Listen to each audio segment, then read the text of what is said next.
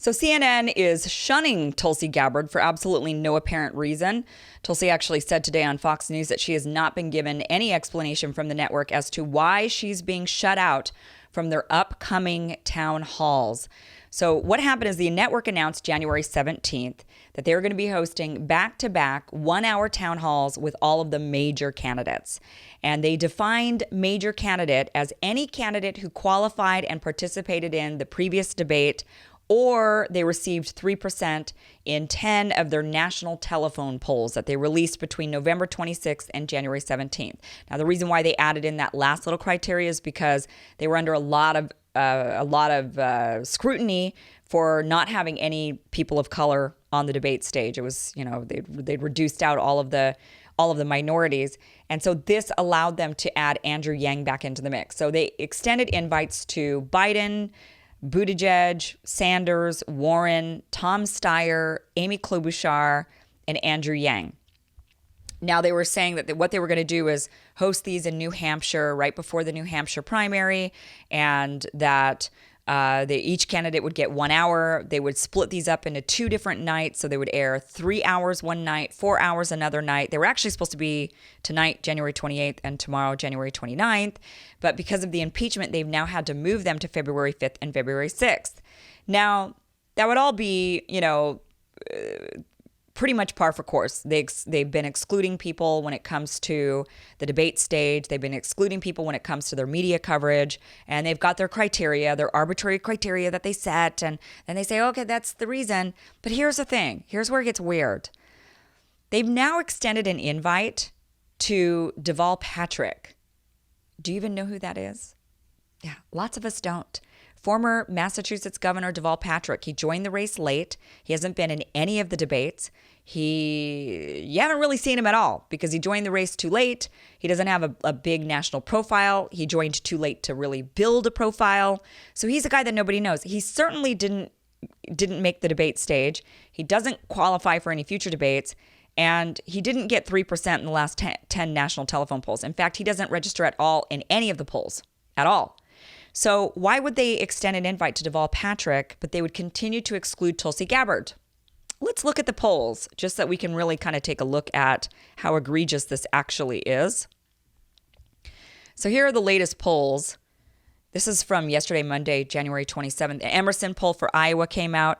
You've got Yang at 5, Steyer at 5, Gabbard at 5. So those 3 are tied. You've got another poll, USA Today, put Yang at 3, Steyer at 2, Gabbard at 1. You've got the New Hampshire poll for Boston Herald, Gabbard at 3, Yang at 1, Steyer at 0. So right there, now the reason why I'm looking at Iowa and New Hampshire in particular is because all of the candidates have been spending their time in Iowa and New Hampshire, and that's where it matters right now. That's where they've been for the last several weeks, if not months. And so that's really where they've got to be looking when they're basing their polling numbers and when they're selecting. But also I'm just showing that Gabbard actually registers and where's Deval Patrick. Here's New Hampshire right here, NBC News poll. Gabbard at 6, Yang at 5, Steyer at 3. So Gabbard's doing better than Yang and Steyer, who've been invited to this event. Here's CNN's own poll. New Hampshire Democratic presidential primary, CNN. Gabbard at 5, Yang at 5, Steyer at 2. So she's even beating out Tom Steyer in their own poll, and yet they haven't extended an invite to her. What is this? What is this? What this is them not caring about the American people. What this is them basically giving the giant middle finger to the voter. They don't care about what we want. They don't have any respect for us. They just do what they want. They do what they want, and they tell us who they think we should like. That's what they're doing here. Now, why would CNN... I think it's pretty obvious. Tulsi has been an anti-establishment candidate, and CNN is obviously establishment media. But let's really take a look at this. Now, Jeff Zucker is the CEO of CNN. Jeff Zucker is a guy who has political aspirations. He has never ruled out running for office. He was invited to be a part of Al Gore. Well, it was rumored that he was invited to be a part of Al Gore's cabinet had Al Gore won.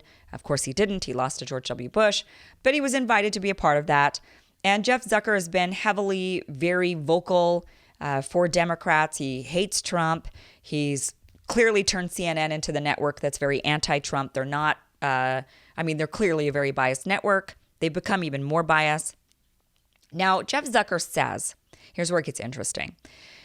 Jeff Zucker says that he has, as a matter of principle and ethics, he doesn't endorse any political candidates, that he hasn't ever for years, and he's not going to, that he tries to stay out of it somewhat, right? He just doesn't publicly come out supporting anybody. But he did make one exception, and that one exception was for Kamala Harris. He actually came out in support of Kamala Harris when she was running for Attorney General.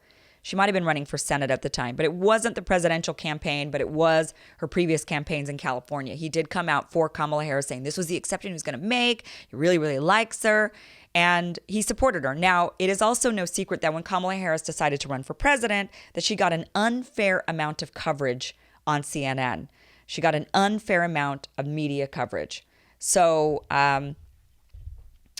this, and, you know, connect the dots here. Who did Tulsi take out in the presidential race, right? She took out Kamala Harris. Kamala Harris is no longer in the race, largely because of Tulsi Gabbard.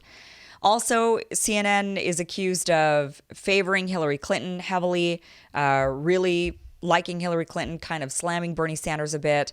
And in fact, there is a bit of a rumor that, so CNN, when the Republican primary was being covered, they gave an abnormal amount of coverage to Donald Trump. They were covering his rallies at length. They gave him way more coverage than they gave any other Republican candidate. Now, some people say, well, they just did it for the ratings. And that very well could have been true because Donald Trump does get ratings. Everybody wants to see what that guy's up to. But there's also another idea that perhaps, you know, Hillary Clinton really thought she could beat Donald Trump if Donald Trump got the nomination. So she was really hoping for Donald Trump.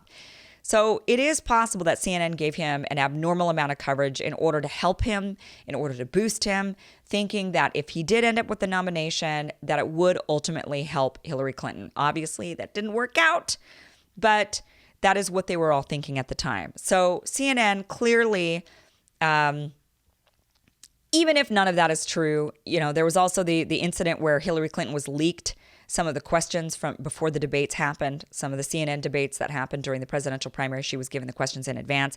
Now, they blame that on Donna Brazile, but, you know, what else are they going to do? Are they going to say, okay, yeah, we did it? No, they're going to blame it on somebody else. They're a media network. They're supposed to be unbiased, which they're clearly not. So, you know, look, they clearly are, they love the establishment. Kamala Harris, Hillary Clinton, the rest of the establishment. We know that CNN gives unfair coverage to Bernie Sanders. We know that they don't cover Andrew Yang enough. We know that they're very establishment driven. And this is just one more indication that the establishment doesn't care about what the people want. It doesn't matter if Tulsi Gabbard is polling the same as or better than Yang or Steyer. It doesn't matter. They've decided that she deserves to be silenced, that we do not, as the American people, we should not listen to her, that they will tell us who we should hear from, what messages we should hear, that they're the end-all be-all, and we just have to deal with it. That is what's going on here, and it's an absolute sham. It's an absolute sham. Thank you so much for watching this show. Please subscribe, hit the bell. That's the way you can support the channel. As the subscriber numbers go up, they put the channel in front of more people, so that's always really helpful. Also, if you'd like to financially support the channel, you can certainly do that. The links are down below. Thank you for watching.